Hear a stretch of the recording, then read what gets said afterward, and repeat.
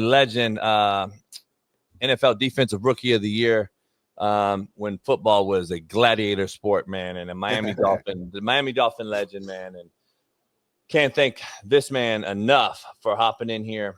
And the 1977 NFL Draft, first rounder, Miami Dolphin, and like I said, NFL Rookie of the Year. Can't wait to get his take on the Miami Dolphins. Our main man, AJ Duhe, joins the show. Yeah. How you doing? I'm doing good, guys. Doing good. Appreciate you, brother. I appreciate you hopping in, man. Love talking to the legends of the game. I'm old school. Smitty here is a youngster, so he's still getting his ears wet in this game. He likes he can't hit the quarterback anymore. No, I know. I didn't say that. That's a lie. AJ, I appreciate you. I'm certainly working from home with that cigar going, right? Oh, yeah, we're in the lounge, man, at the house, and cigar early. We're on the West Coast. So are you out in Florida? Yeah, I stayed down here in South Florida. I live in Broward County, which is kind of the hub for Fort Lauderdale. Nice. I live in the burbs. No doubt, no doubt. I noticed something. You, I believe you got inducted, right, into the Louisiana Football Hall of Fame. Yeah. Did that happen? What year was that in, man? That was what year? I'm in my man cave. I mean, hey, it's a good thing. It's humble when you don't even know that. That's unbelievable. I love it. So I can't. That's a great thing. 2001. I mean, long time ago. Yeah. Hey, you got the LSU shirt on. I represent. I was thinking about maybe we go to commercial break. I put on my Dolphin jersey. I'll leave it like it is. Okay. No doubt. Let me dive right into it. The Miami Dolphins in the current state. They got a coach that's roaming the sidelines. That's a little different than what you're accustomed to, or I am. He's a new age guy, more of an analytical guy, coming from the Niners as a run game coordinator. Are you comfortable with him leading the way here going forward? They did some good things, I thought, addressing the line of scrimmage this offseason, O-line, D-line, which I think you have to do to win on the road in cold weather in that AFC East, which they've yet to do. Are you comfortable seeing what he's doing, or you think this is probably going to be a hot seat year for Mike McDaniel? I think it's a hot seat for him, but I mean I'm comfortable in the style of offense they run. I mean, I think the defensive coordinator situation has kind of been. I mean, now he's in this is year 5, I think, coming up for him. Correct? I mean, and on the third defensive coordinator. So I think the defensive side of the ball kind of improved last year. I'm impressed with the improvements, but then again, Tua's how sturdy is your number one soldier, on the team. So sure. I know my wife told me, she said if you had that many concussions, she said I'm pulling you off the game. So no doubt. That's what that's my gut feeling. I mean, especially with all that guaranteed money. I mean, I'm letting the man make his own decisions. That's kind of his decision. He's got to live that life. So, but in terms of Mike, I mean, I like what he does. I like the offensive schemes they run. It seemed like last year there were just too many loose guns in the locker room. From what I'm hearing, locally. I don't know how you guys hear it on the national scene. Sure. Whether the players kind of had control of the locker room, or maybe a few of them. So. That's got to tighten up. If that tightens up, then the ship runs sturdy. No doubt. I got to ask you something. You play with one of my favorite of all time, and I wanted to get your unbiased opinion, if that's even possible, and I wouldn't be mad if it's not. Do you got Dan Marino as the top ball spinner in the history of football? Is he one of the top all-time players? Is he your top ball spinner ever? Just thrower of the football? I mean, well, that's the only guy that I played with, that's in that group of guys. I mean, like Mahomes, I mean, he's doing magical things. I mean, our guy from Buffalo. Josh Allen. Yeah, Josh Allen, the guy just got married. I've been reading stories about his marriage. I can't even say his damn name on the radio with you guys. Or we're on a podcast right now, I guess, right? This is you guys call this? Podcast? Yeah, no, we got a show. We call it a show now, AJ. We call it a show. We're a full-on show, man. We give it to you all. Okay, I mean, this stuff didn't exist back in the day. A guy showed up with a mic, put in your face, asked you a couple questions, and Let's go to the bar now. Okay, all right. But, right. Hey, how special was Dan?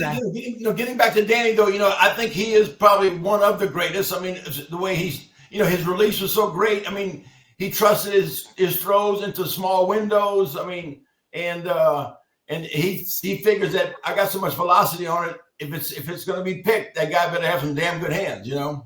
Right.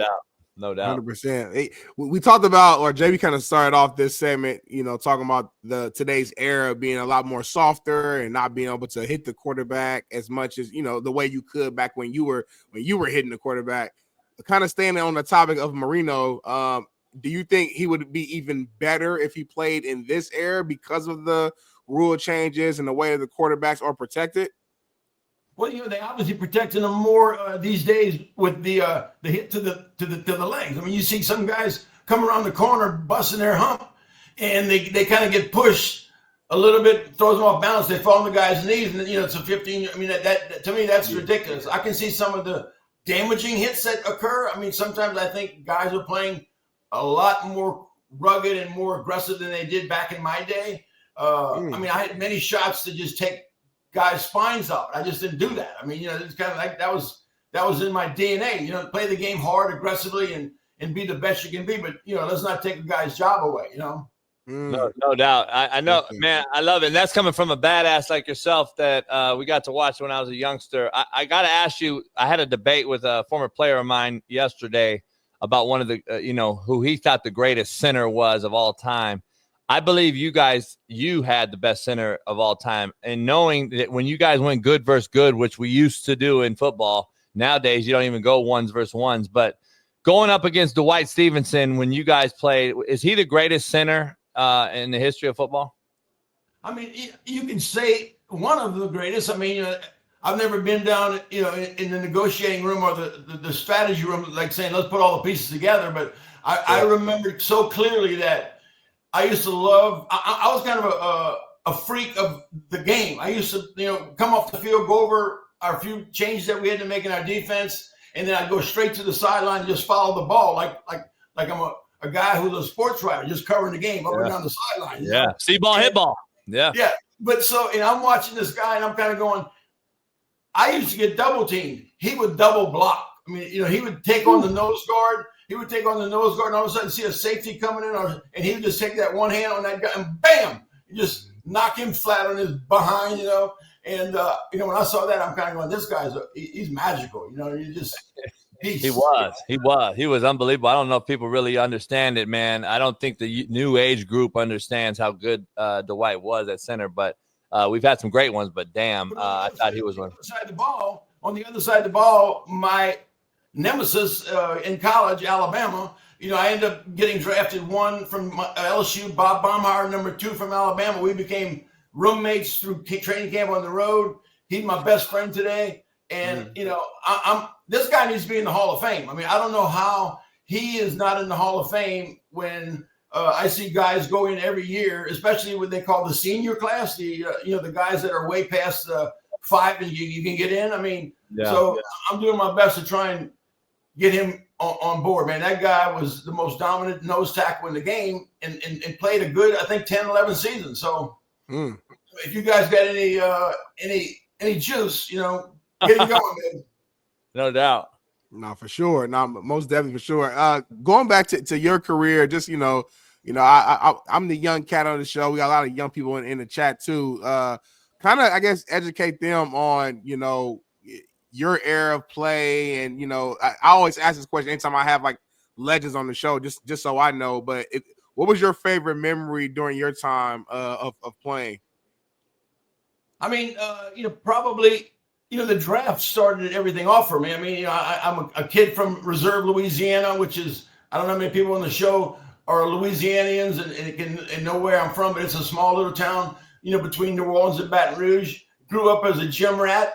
Love playing every sport you can imagine. That's the one thing I think that kids don't do today. They don't play enough of different sports. I mean, and every time I see young kids or kids at autograph sessions and things like that, I tell them, I said, I bet you play travel basketball, travel something. He goes, oh yeah, I play travel soccer.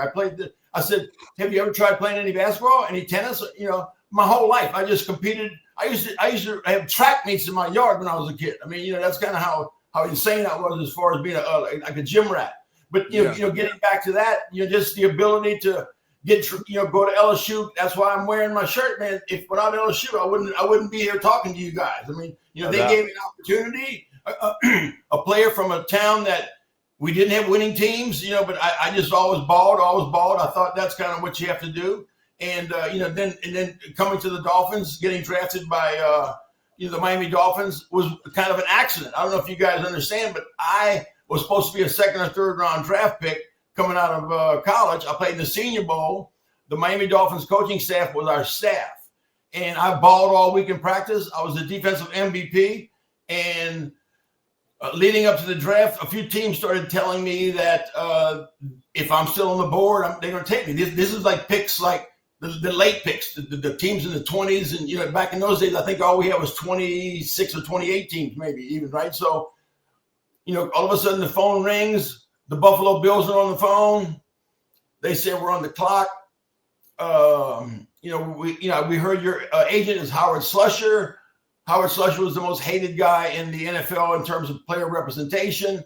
They said, okay, we'll get back to you. I hang up the phone. I tell my two roommates, get your winter clothes. We're going to Buffalo. The phone rings 2 or 3 minutes later. I pick up the phone. This is Bobby Beathard. I want to put Coach Shule on the phone. So the Bills went and took a guy that played 2 seasons, and I'm glad I had Howard Slusher as my agent because I ended up in a beautiful South Florida playing for the winningest coach of all time.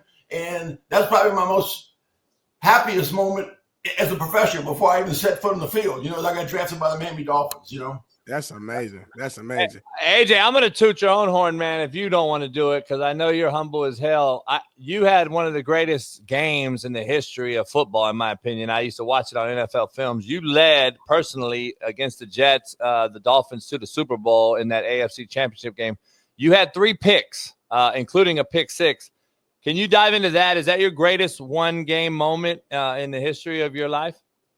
Well, yeah, I guess that's what you were leading to in the first question. I was going to just kind of get into, what was my greatest moment? My greatest moment was getting drafted, by the winningest coach in football. I mean, I've learned so much. Getting back to that game, that was kind of a strange week because it was during obviously January 20. It was the late 20s. Okay, I mean, when we played the AFC Championship games, everything's pushed back now, almost going deep into the middle of February now, right? So yeah, so it's that time of the year where everybody's getting snowstorms, the big northers, and as that storm, every time every of those storms move south, it gets a little warmer and warmer. By the time it got to about Georgia, it started bringing rain. So we had rain almost every day for like 5 or 6 days. I mean, and I wasn't thinking about the Orange Bowl field. I was just thinking about, damn, we're going to have to practice in the mud today. We're going to be – and Coach Shule, we worked our schedule. He would see that the rains were going to be more heavy in the afternoon. We'd come bring us in that week and try and get our work in on the field in the morning, things like that. So we were making the adjustments as a team, knowing what the conditions were.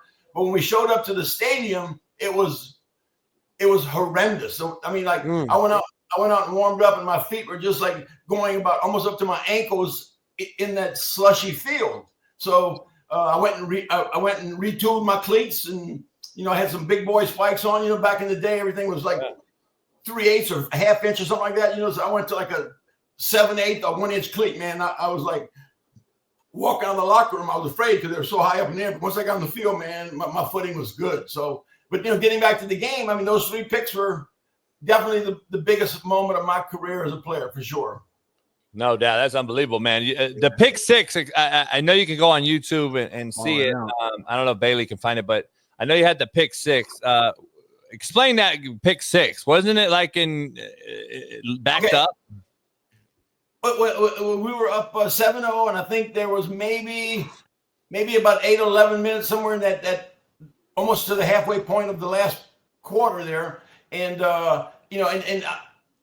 as a defensive man, I came in the game as a defensive lineman. Okay. So, and they moved me to linebacker, in my year 4. So I played 3 years as a defensive lineman in my last 5 as a linebacker. So as the skill guys, they always do that. Anytime a big fella, has a scoop and score situation or a pick 6 situation, it's always a corner or one of those skill guys who's like, throw me the ball back. It happens all the time, man. That's hilarious. Hey, 3 picks in a game for a corner is big time. 3 picks in a game for a D lineman. I don't know. I don't know if it's still a record, but it was the record. I'm tied with.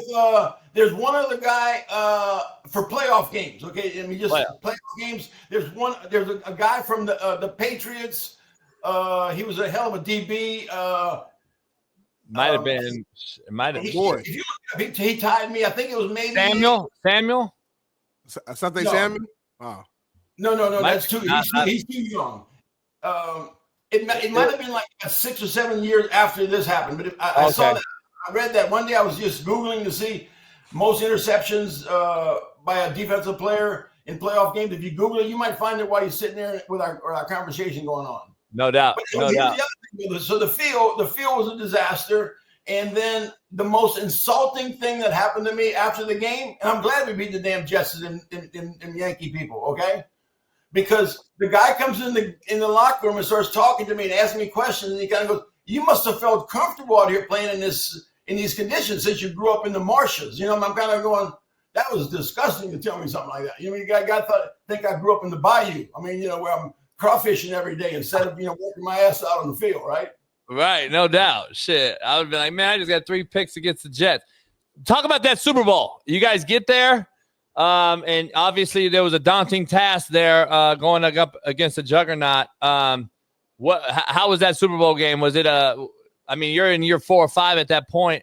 Was it a humbling experience? Or was it unbelievable? The great team you had with one of the greatest, in my opinion, top 5 ever, Don Shula, leading you in there. And then I think Marino was a rookie, right? Marino was in his second year against the 49ers. The first time was with David Woodley, LSU. Yeah. That was the Woodstock time. We had, David Woodley would play. If he was struggling, they would always put Don Strock in and he'd pull us out. It was tough. I mean, that one big play where we had the chance to, we had a batted ball. Bo Kemper was, go for the pick. And that would have iced the game right there. But Joe Theismann made a hellacious play and knocked it from his hands, and they took it down and scored that drive. And, that was the But it was a tough game, hard one to lose. It was a strike-shortened season. I don't know if you knew that. It was a strike-shortened season. Yeah, you played in 2. You played in 2 or 3 Super Bowls? 2. And the second one would have been the one with Dan's second year. Yep. That was the year he blew all the records out of the water: touchdowns, yards, passing, completion percentages, and that 49er defense was boss, man. I tell you, they were boss. I had no idea. I mean, because really, I mean, as a player, you try and follow the game as best you can. You watch the games on Monday night, or it's nowadays you can be a big fan of the game because they play so many games and so many different times. I mean, but back in those days, there wasn't the only games you got to see were the Monday Night Football game as a player, and then maybe you can get home and watch the 3rd or 4th quarter of the 4 o'clock games. You know what I mean? So I wasn't a fan of the game that much because they didn't give me the opportunities because it wasn't that popular like it is today. Let me ask you one more thing before Smitty.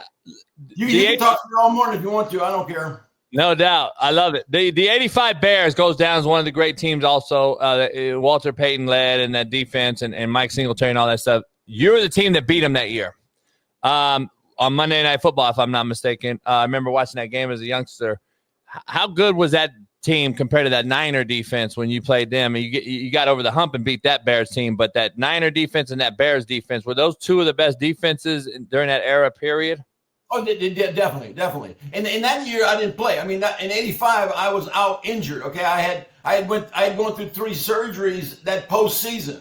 So after the '84 season, I had 3 surgeries. I had knee surgery. And both of my shoulders were operated on. So I mean, I kind of came to camp still rehabbing and didn't play. And that was the end of my career. I mean, I actually, Coach Arnsberger actually offered me a job at LSU that former offseason because he saw I didn't play and he thought I kind of was ready to move on, and he offered me a job to come coach the linebackers there, and I kind of said, nah. I said, I'm going to keep working out. I'm going to keep trying because I want to try and get back, and I just never could pass a physical. So, I missed out on my opportunity to to get into coaching. And come to find out, people said, AJ, you wouldn't have enjoyed it, man. He says you might move 8-9 times before you ever retire. And I'm a homeboy.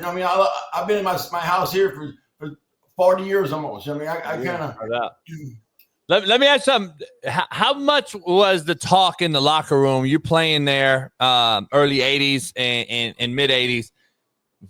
How much talk was there with the 72 team that today is still the most recognized undefeated team? The Patriots tried to do it and couldn't get it done, losing in the Super Bowl. And every year they do that meme that on the internet that we're still undefeated, baby. Once the team loses, how much is that whole water in the locker room? Is that just like a stigma, just walking around there knowing that franchise?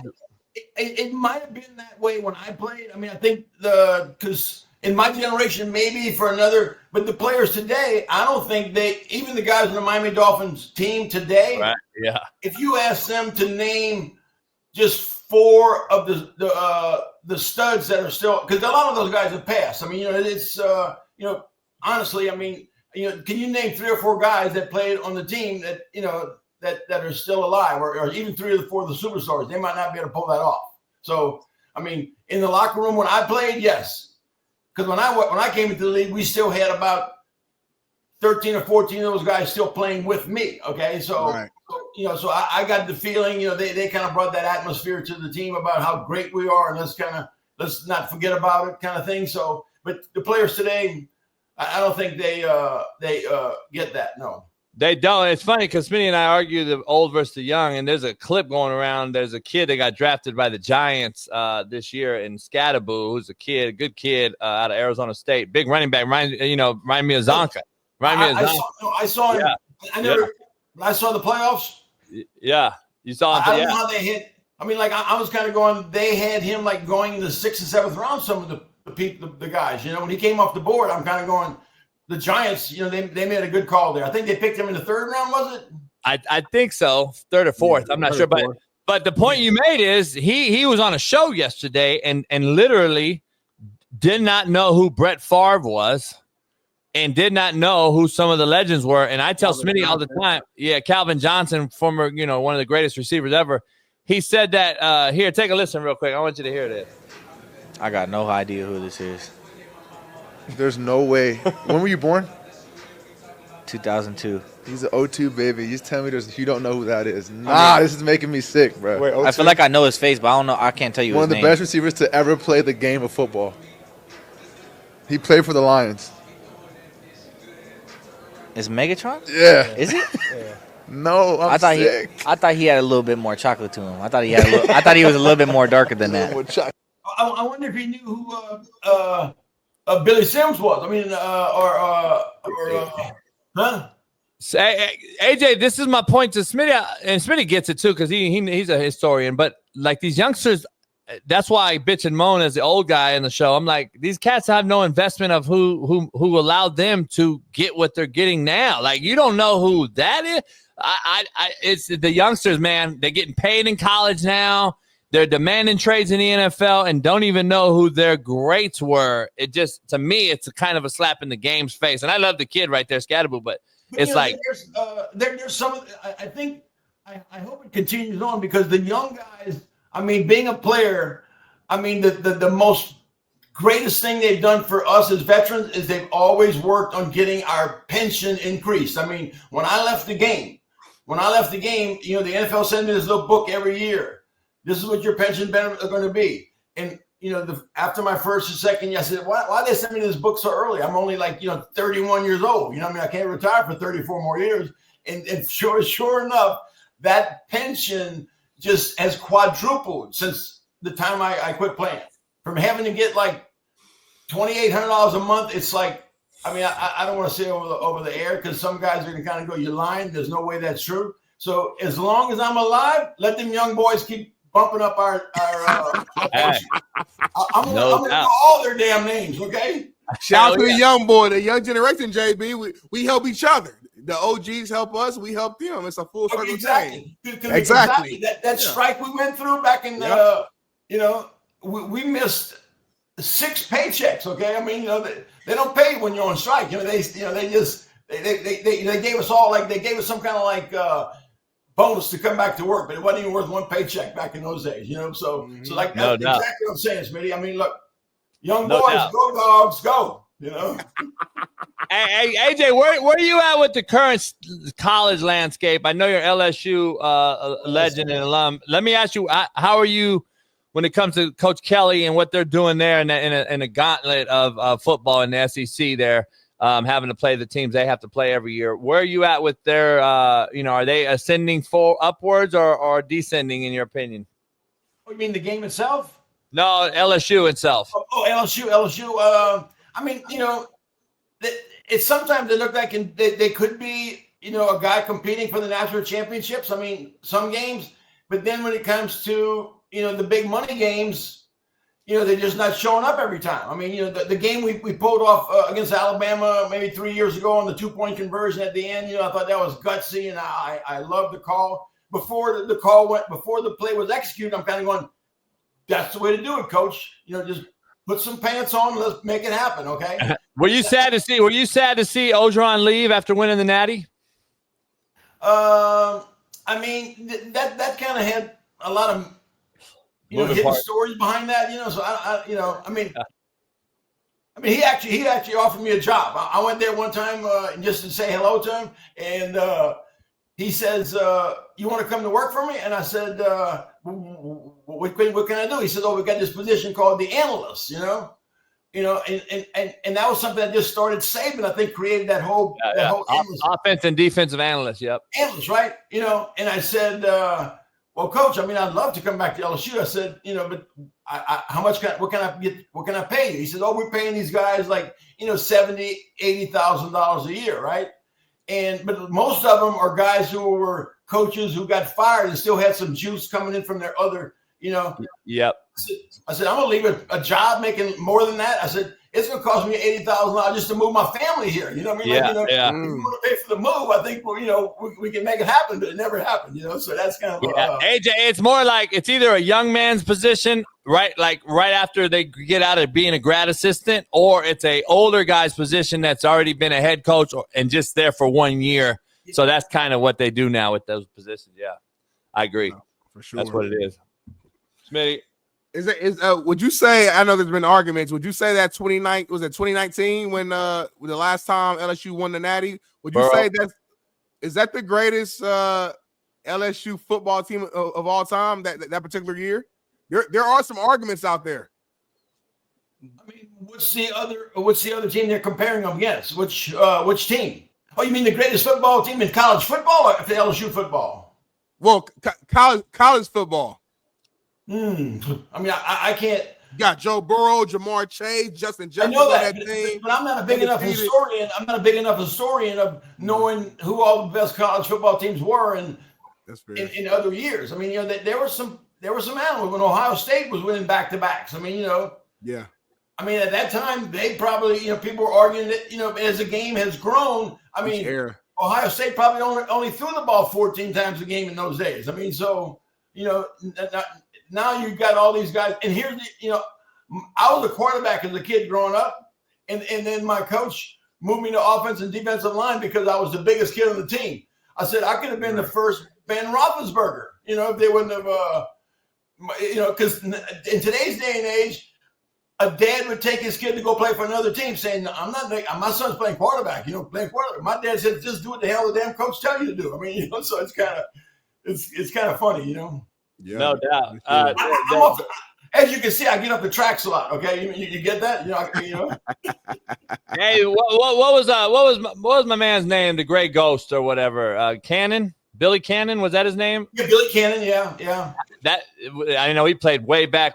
59 or whatever? I'm not sure. It was, I think, in 59. Yeah, that was the year that he won the Heisman, I believe, right? Yeah, that was a great team too, right? That team, I know that was way before my time to see it, but I know he was I watched that story, unbelievable story on the Great Ghost. It's amazing. I mean, I don't know if you know anything about the story about how they had 3 teams. They had the Bandits, I think they had the gold team and the white team. I think that's what they're called, right? And that's how I think that the Chinese Bandits, I think they actually call them, right? And but back in those days, everybody was playing two ways. I mean, you can only make so many substitutions. So the team was kind of, okay, we're going to substitute 11 at a time. Let's make it easy. Just that was when we had in college. It's like hockey. It's like you play three lines. Like in hockey. Yeah. That was kind of when we had freshman frost off type thing still going. We still had like JV type of teams in college football. Yeah. No doubt. My freshman year was the last year that the SEC had freshman football or JV football, and it was me, Terry Robisky, and Robert Dow. We were the three freshmen that leveled up to play on the varsity. But I remember, a lot of the guys on the team. I mean, I'm trying to prepare to play Texas A&M, and they were about because all my hangout friends were freshmen. I mean, that's kind of the way it was. Yeah, right? Of course. And here they are talking about we got to play Vanderbilt this week. I said, I got time to listen to that. I got to prepare for Texas A&M, right? Different game, man. Different world. I never knew that. I'm not gonna lie. I did not know that. Oh, yeah. College football. Colleges had three teams back in the day, and you were banging each other up.